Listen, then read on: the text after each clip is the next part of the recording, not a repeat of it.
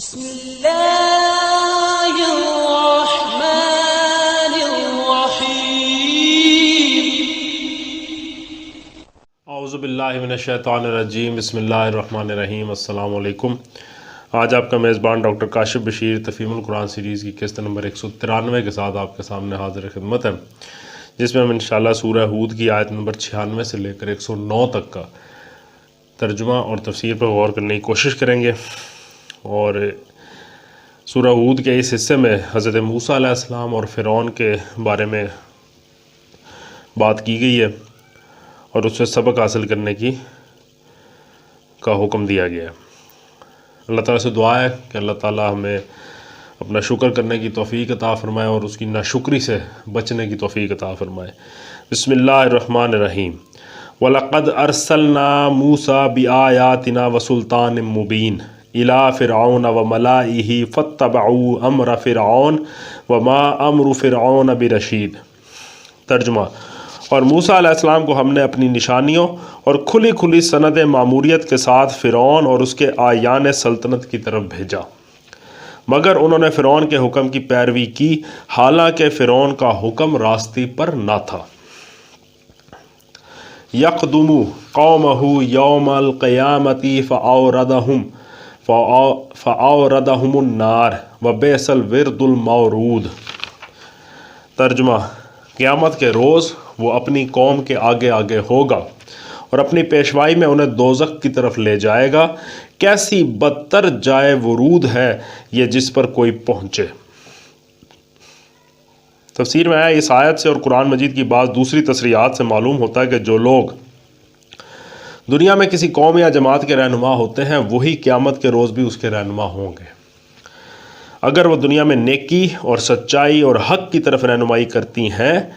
کرتے ہیں تو جن لوگوں نے یہاں ان کی پیروی کی ہے وہ قیامت کے روز بھی انہی کے جھنڈے تلے جمع ہوں گے اور ان کی پیشوائی میں جنت کی طرف جائیں گے۔ اور اگر وہ دنیا میں کسی ضلالت، کسی بد اخلاقی یا کسی ایسی راہ کی طرف لوگوں کو بلاتے ہیں جو دین حق کی راہ نہیں ہے، تو جو لوگ یہاں ان کے پیچھے چل رہے ہیں وہ وہاں بھی ان کے پیچھے ہوں گے اور انہی کی سرکردگی میں جہنم کا رخ کریں گے۔ اس مضمون کی ترجمانی میں نبی صلی اللہ علیہ وآلہ وسلم کے اس ارشاد میں پائی جاتی ہے کہ یعنی قیامت کے روز جاہلیت کی شاعری کا جھنڈا امراء القیس کے ہاتھ میں ہوگا اور عرب جاہلیت کے تمام شعراء اسی کی پیشوائی میں دوزخ کی راہ لیں گے۔ اب یہ منظر ہر شخص کا اپنا تخیل اس کی آنکھوں کے سامنے کھینچ سکتا ہے کہ یہ دونوں قسم کے جلوس کس شان سے اپنی منزل مقصود کی طرف جائیں گے۔ ظاہر ہے کہ جن لیڈروں نے دنیا میں لوگوں کو گمراہ کیا اور خلاف حق راہوں پر چلایا ہے، ان کے پیرو جب اپنی آنکھوں سے دیکھ لیں گے کہ یہ ظالم ہم کو کس خوفناک انجام کی طرف کھینچ لائے ہیں، تو اپنی ساری مصیبتوں کا ذمہ دار انہی کو سمجھیں گے اور ان کا جلوس اس شان سے دوزخ کی راہ پر رواں ہوگا کہ آگے آگے وہ ہوں گے اور پیچھے پیچھے ان کے پیرووں کا ہجوم ان کو گالیاں دیتا ہوا اور ان پر لعنتوں کی بوچھاڑ کرتا ہوا جا رہا ہوگا۔ بخلاف اس کے جن لوگوں کی رہنمائی نے لوگوں کو جنت نعیم کا مستحق بنایا ہوگا، ان کے پیرو اپنا یا یہ انجام خیر دیکھ کر اپنے لیڈروں کو دعائیں دیتے ہوئے اور ان پر مدح و تحسین کے پھول برساتے ہوئے چلیں گے۔ وَأُتْبِعُوا فِي هَٰذِهِ لَعْنَةً وَيَوْمَ الْقِيَامَةِ بِئْسَ الرِّفْدُ الْمَرْفُودُ۔ ترجمہ: اور ان لوگوں پر دنیا میں بھی لعنت پڑی اور قیامت کے روز بھی پڑے گی۔ کیسا برا صلہ ہے یہ جس کو ملے۔ ذَلِكَ مِنْ أَنْبَاءِ الْقُرَىٰ نَقُصُّهُ عَلَيْكَ مِنْهَا قَائِمٌ وَحَصِيدٌ۔ ترجمہ: یہ چند بستیوں کی سرگزشت ہے جو ہم تمہیں سنا رہے ہیں، ان میں سے بعض اب بھی کھڑی ہیں اور بعض کی فصل کٹ چکی ہے۔ وَمَا ظَلَمْنَاهُمْ وَلَٰكِنْ ظَلَمُوا أَنفُسَهُمْ فَمَا أَغْنَتْ عَنْهُمْ آلِهَتُهُمُ الَّتِي يَدْعُونَ مِن دُونِ اللَّهِ مِن شَيْءٍ لَمَّا جَاءَ أَمْرُ رَبِّكَ وَمَا زَادُهُمْ غَيْرَ تَتْبِيبٍ۔ ترجمہ: ہم نے ان پر ظلم نہیں کیا، انہوں نے آپ ہی اپنے اوپر ستم ڈھایا، اور جب اللہ کا حکم آ گیا تو ان کے وہ معبود جنہیں وہ اللہ کو چھوڑ کر پکارا کرتے تھے ان کے کچھ کام نہ آ سکے اور انہوں نے ہلاکت و بربادی کے سوا انہیں کچھ فائدہ نہ دیا۔ وَكَذَلِكَ أَخْذُ رَبِّكَ إِذَا أَخَذَ الْقُرَىٰ وَهِيَ ظَالِمَةٌ ان اخذہ علیم شدید۔ ترجمہ، اور تیرا رب جب کسی ظالم بستی کو پکڑتا ہے تو پھر اس کی پکڑ ایسی ہی ہوا کرتی ہے، فی الواقع اس کی پکڑ بڑی سخت اور دردناک ہوتی ہے۔ ان فی ذالک لآیۃ لمن خاف عذاب الآخرہ ذالک یوم مجموع لہ الناس وذالک یوم مشہود۔ ترجمہ، حقیقت یہ ہے کہ اس میں ایک نشانی ہے ہر اس شخص کے لیے جو عذاب آخرت کا خوف کرے۔ وہ ایک دن ہوگا جس میں سب لوگ جمع ہوں گے اور پھر جو کچھ بھی اس روز ہوگا سب کی آنکھوں کے سامنے ہوگا۔ اس میں ایک نشانی ہے ہر اس شخص کے لیے جو عذاب آخرت کا خوف کرے۔ اس حوالے سے تفسیر میں آیا، یعنی تاریخ کے ان واقعات میں ایک ایسی نشانی ہے جس پر اگر انسان غور کرے تو اسے یقین آ جائے گا کہ عذاب آخرت ضرور پیش آنے والا ہے، اور اس کے متعلق پیغمبروں کی دی ہوئی خبر سچی ہے۔ نیز اسی نشانی سے وہ یہ بھی معلوم کر سکتا ہے کہ عذاب آخرت کیسا سخت ہوگا، اور یہ علم اس کے دل میں خوف پیدا کر کے اسے سیدھا کر دے گا۔ اب رہی یہ بات کہ تاریخ میں کیا چیز ہے جو آخرت اور اس کے عذاب کی علامت کہی جا سکتی ہے، تو ہر وہ شخص اسے بآسانی سمجھ سکتا ہے جو تاریخ کے محض واقعات کا مجموعہ ہی نہ سمجھتا ہو، بلکہ ان واقعات کی منطق پر بھی کچھ غور کرتا ہو اور ان سے نتائج بھی اخذ کرنے کا عادی ہو۔ ہزارہا برس کی انسانی تاریخ میں قوموں اور جماعتوں کا اٹھنا اور گرنا جس تسلسل اور باضابطگی کے ساتھ رونما ہوتا رہا ہے، اور پھر اس گرنے اور اٹھنے میں جس طرح صریحاً کچھ اخلاقی اسباب کار فرما رہے ہیں، اور گرنے والی قومیں جیسی جیسی عبرت انگیز صورتوں سے گری ہیں، یہ سب کچھ اس حقیقت کی طرف کھلا اشارہ ہے کہ انسان اس کائنات میں ایک ایسی حکومت کا محکوم ہے جو محض اندھے طبیعیاتی قوانین پر فرما روائی نہیں کر رہی ہے، بلکہ اپنا ایک معقول اخلاقی قانون رکھتی ہے جس کے مطابق وہ اخلاق کی ایک خاص حد سے اوپر رہنے والوں کو جزا دیتی ہے اور اس سے نیچے اترنے والے کو کچھ مدت تک ڈھیل دیتی رہتی ہے، اور جب وہ اس سے بہت زیادہ نیچے چلے جاتے ہیں تو پھر انہیں گرا کر ایسا پھینکتی ہے کہ وہ ایک داستان عبرت بن کر رہ جاتے ہیں۔ ان واقعات کا ہمیشہ ایک ترتیب کے ساتھ رونما ہوتے رہنا اس امر میں شبہ کرنے کی ذرہ برابر گنجائش نہیں چھوڑتا کہ جزا اور مکافات اس سلطنت کائنات کا ایک مستقل قانون ہے۔ پھر جو عذاب مختلف قوموں پر آئے ان پر مزید غور کرنے سے یہ بھی اندازہ ہوتا ہے کہ ازروع انصاف قانون جزا و مکافات کے جو اخلاقی تقاضے ہیں وہ ایک حد تک تو ان عذابوں سے ضرور پورے ہوئے ہیں، مگر بہت بڑی حد تک ابھی تشنا ہے، کیونکہ دنیا میں جو عذاب آیا اس نے صرف اس نسل کو پکڑا جو عذاب کے وقت موجود تھی۔ رہی وہ نسلیں جو شرارتوں کے بیج بو کر اور ظلم و بدکاری کی فصلیں تیار کر کے کٹائی سے پہلے ہی دنیا سے رخصت ہو چکی تھیں اور جن کے کرتوتوں کا خمیازہ بعد کی نسلوں کو بھگتنا پڑا، وہ تو گویا قانون مکافات کے عمل سے صاف ہی بچ نکلی۔ اب اگر ہم تاریخ کے مطالعہ سے سلطنت کائنات کے مزاج کو ٹھیک سمجھ چکے ہیں تو ہمارا یہ مطالعہ ہی اس بات کی شہادت دینے کے لیے کافی ہے کہ عقل اور انصاف کی روح سے قانون مکافات کے جو اخلاقی تقاضے ابھی تشنا ہیں ان کو پورا کرنے کے لیے یہ عادل سلطنت یقیناً پھر ایک دوسرا عالم برپا کرے گی، اور وہاں تمام ظالموں کو ان کے کرتوتوں کا پورا بدلہ دیا جائے گا، اور وہ بدلہ دنیا کے ان عذابوں سے بھی زیادہ سخت ہوگا۔ وَمَا نُؤَخِّرُهُ إِلَّا لِأَجَلٍ مَّعْدُودٍ۔ ترجمہ، ہم اس کے لانے میں کچھ بہت زیادہ تاخیر نہیں کر رہے ہیں، بس ایک گنی چنی مدت اس کے لیے مقرر ہے۔ یوم یاتی لا تکلم نفس الا بإذنہ فمنہم شقی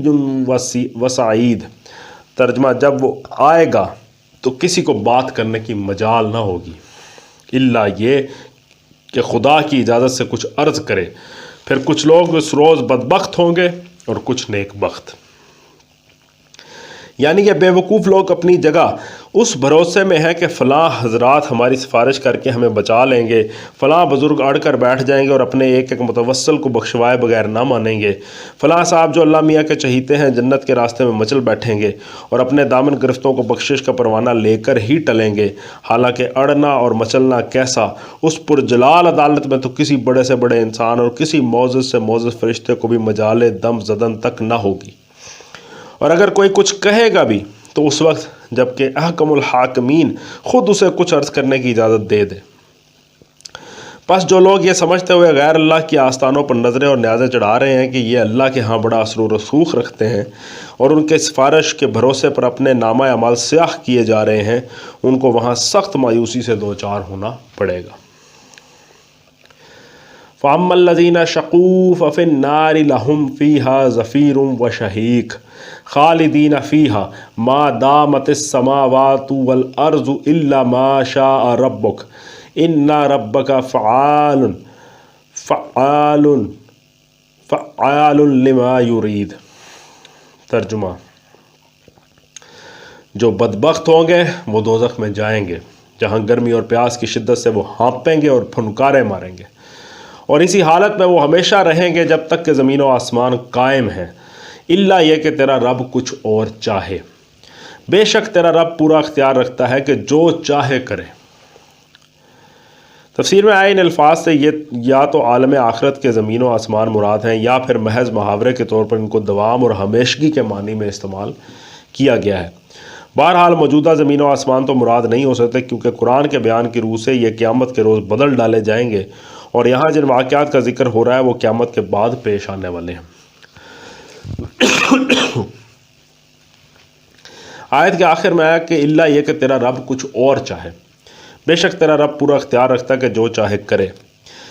یعنی کوئی اور طاقت تو ایسی ہے ہی نہیں جو ان لوگوں کو اس دائمی عذاب سے بچا سکے۔ البتہ اگر اللہ تعالیٰ خود ہی کسی کے انجام کو بدلنا چاہے یا کسی کو ہمیشگی کا عذاب دینے کے بجائے ایک مدت تک کا عذاب دے کر معاف کر دینے کا فیصلہ فرمائے تو اسے ایسا کرنے کا پورا اختیار ہے، کیونکہ اپنے قانون کا وہ خود ہی واضح ہے۔ کوئی بالا تر قانون ایسا نہیں ہے جو اس کے اختیارات کو محدود کرتا ہو۔ وَأَمَّا الَّذِينَ سُعِدُوا فَفِي الْجَنَّةِ خَالِدِينَ فِيهَا مَا دَامَتِ السَّمَاوَاتُ وَالْأَرْضُ إِلَّا مَا شَاءَ رَبُّكَ عَطَاءً غَيْرَ مَجْزُوزٍ۔ ترجمہ: رہے وہ لوگ جو نیک بخت نکلیں گے تو وہ جنت میں جائیں گے اور وہاں ہمیشہ رہیں گے جب تک زمین و آسمان قائم ہے، الا یہ کہ تیرا رب کچھ اور چاہے۔ ایسی بخشش ان کو ملے گی جس کا سلسلہ کبھی منقطع نہ ہوگا۔ یہاں پر بھی یہ بات آئی کہ اللہ یہ کہ تیرا رب کچھ اور چاہے۔ اس والے تفسیر میں یعنی ان کا جنت میں ٹھہرنا بھی کسی ایسے بالا تر قانون پر مبنی نہیں ہے جس نے اللہ کو ایسا کرنے پر مجبور کر رکھا ہو، بلکہ یہ سراسر اللہ کی عنایت ہوگی کہ وہ ان کو وہاں رکھے گا۔ اگر وہ ان کی قسمت بھی بدلنا چاہے تو اسے بدلنے کا پورا اختیار حاصل ہے۔ فَلَا تَكُ فِي مِرْيَةٍ مِّمَّا يَعْبُدُ هَٰؤُلَاءِ مَا يَعْبُدُونَ إِلَّا كَمَا يَعْبُدُ آبَاؤُهُم مِّن قَبْلُ وَإِنَّا لَمُوَفُّوهُم نَّصِيبَهُمْ غَيْرَ مَنقُوصٍ۔ ترجمہ: پس اے نبی صلی اللہ علیہ وآلہ وسلم، تو ان معبودوں کی طرف سے کسی شک میں نہ رہ جن کی یہ لوگ عبادت کر رہے ہیں۔ یہ تو بس لکیر کے فقیر بنے ہوئے اسی طرح پوجا پاٹ کیے جا رہے ہیں جس طرح پہلے ان کے باپ دادا کیا کرتے تھے،